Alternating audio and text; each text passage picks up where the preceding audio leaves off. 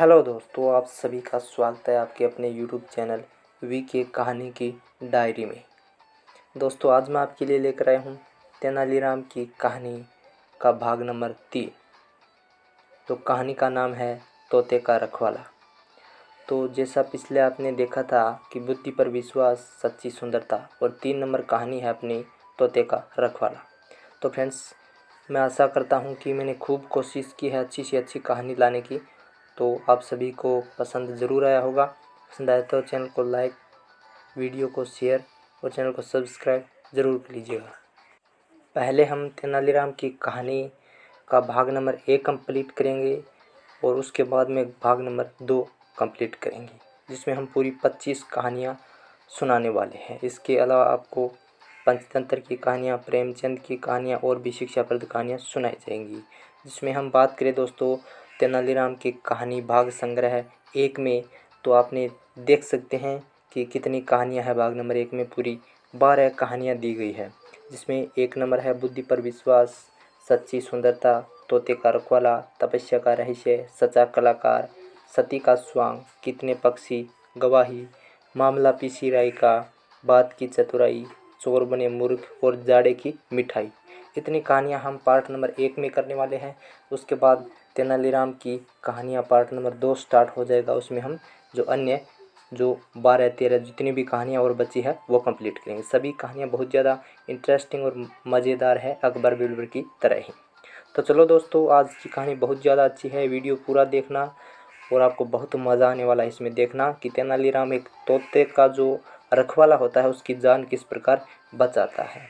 तो चलो आज की कहानी स्टार्ट कर देते हैं। कहा है कि किसी ने महाराज कृष्णदेव राय को एक तोता भेंट किया। यह तोता बड़ी मीठी और सुंदर सुंदर बातें करता था।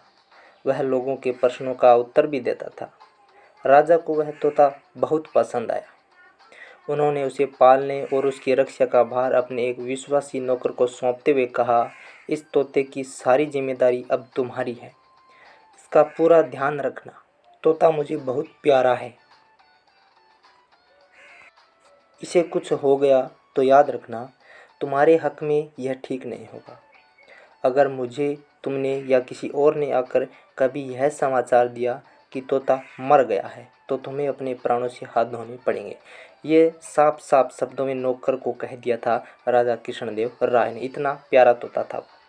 अतः नौकर ने तोते की खूब देखभाल की। इस तरह से उनकी सुख सुविधा का ध्यान रखा। पर एक दिन तोता बेचारा चल बसा। एक दिन तोता है वो मर गया। बेचारा नौकर थर थर कांपने लगा। अब उसकी जान की खैर नहीं थी, करता भी क्या।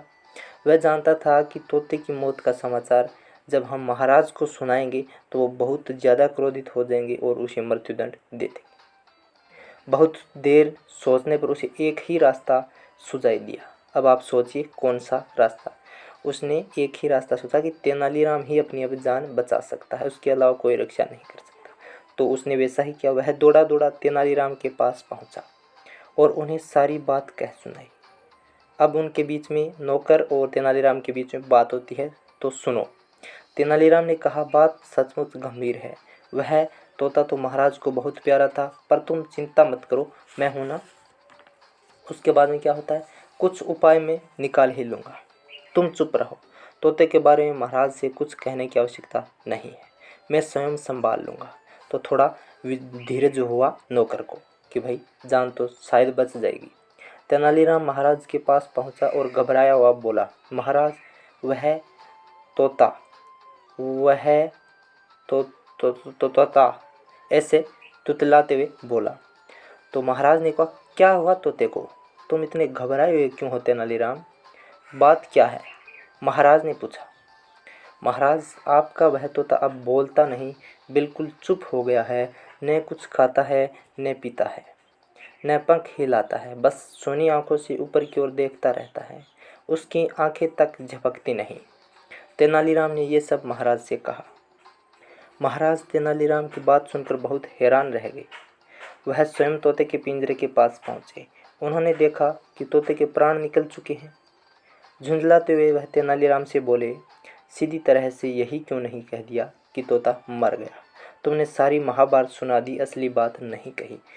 अब क्या होता है महाभारत, आप ही ने तो कहा था कि अगर तोते के मरने का समाचार आपको दिया गया तो तोते के रखवाले को मृत्युदंड दिया जाएगा। अगर मैंने आपको यह समाचार दे दिया होता तो बेचारा नौकर अब तक मौत के घाट उतार दिया गया होता। तेनालीराम ने ऐसा कहा राजा से। तो देखिए फिर उसके अंतिम में क्या होता है, राजा कृष्णदेव राय किस प्रकार तेनालीराम की प्रशंसा करते हैं। राजा कृष्णदेव राय इस बात से बहुत प्रसन्न थे कि तेनालीराम ने उन्हें एक निर्दोष व्यक्ति को मृत्युदंड देने से बचा लिया और तेनालीराम का बहुत जोर शोर से तालियां बजाकर स्वागत किया गया। दोस्तों ये कहानी आपको किस प्रकार की लगी प्लीज़ कमेंट करके ज़रूर लिखना और चैनल को अभी से सब्सक्राइब कर लिए ऐसे ही शिक्षाप्रद कहानी सुनने के लिए। अगले वीडियो में फिर मिलेंगे। जय हिंद, जय भारत।